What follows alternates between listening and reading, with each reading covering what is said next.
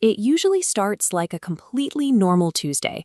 You grab coffee, skim through emails, and spot a low-priority help desk ticket. A user has a blinking cursor on their screen and can't connect to the printer. You leave it in the queue.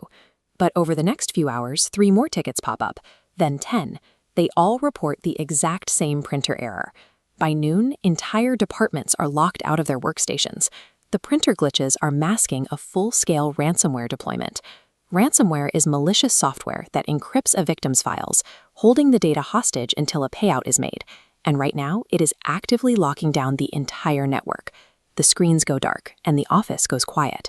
People look to management, but leadership is staring blankly at their phones. Without email or internal messaging, the executives realize they have no immediate way to communicate with their teams or clients. Those first chaotic minutes peel back the curtain. A company might spend millions on firewalls, but the moment a live threat bypasses the perimeter, their actual ability to manage a crisis is exposed. That hesitation is exactly where catastrophic financial losses begin. Many organizations think they are safe because they have an incident response plan.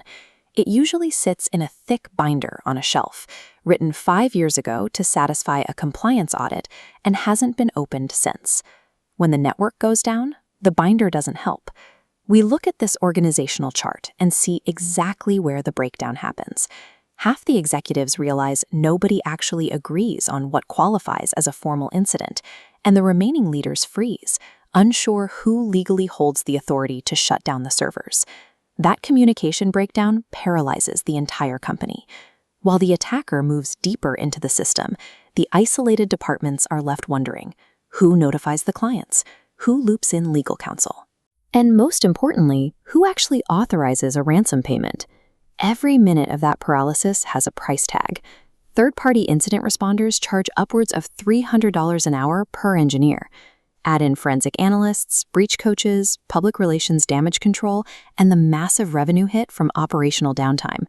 People expect to rise to the occasion during an emergency. The reality is, you fall back on whatever you have actively practiced. The antidote to that chaos happens right here.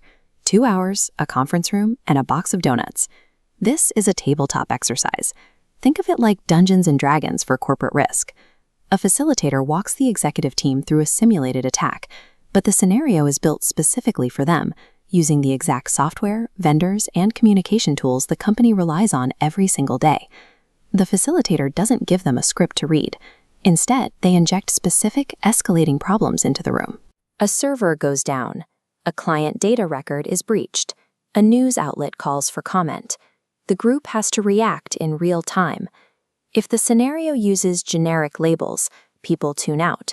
But when the facilitator announces that the company's actual Salesforce instance is actively exfiltrating data, the abstract threat becomes deeply personal. The room gets quiet. The executives lean in.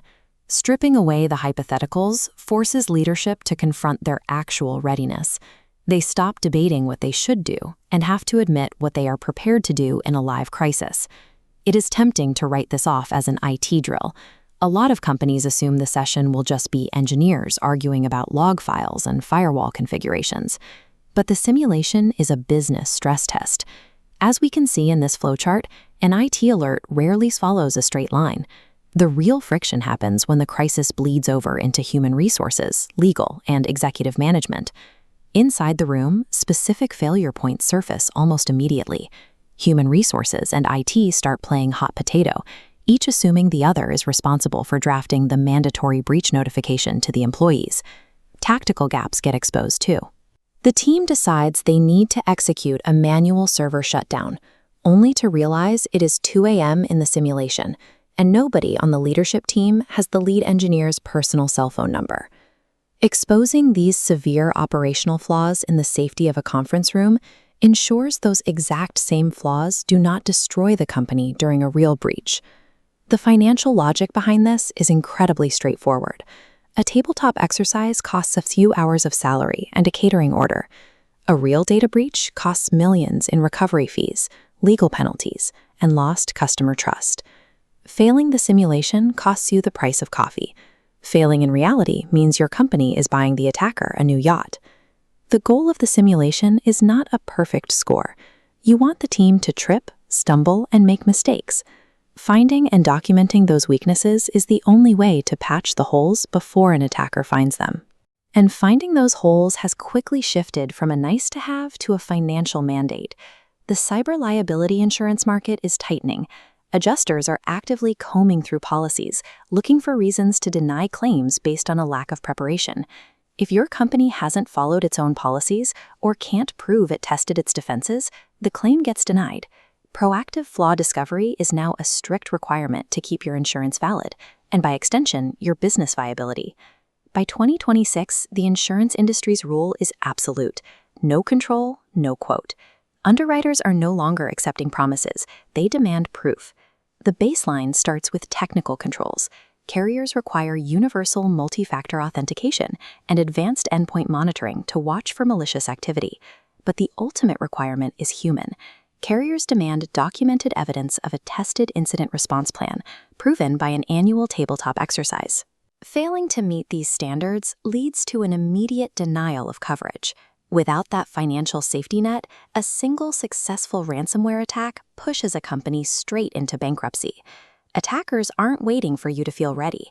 You can role-play a disaster today on your terms or live through one tomorrow on theirs.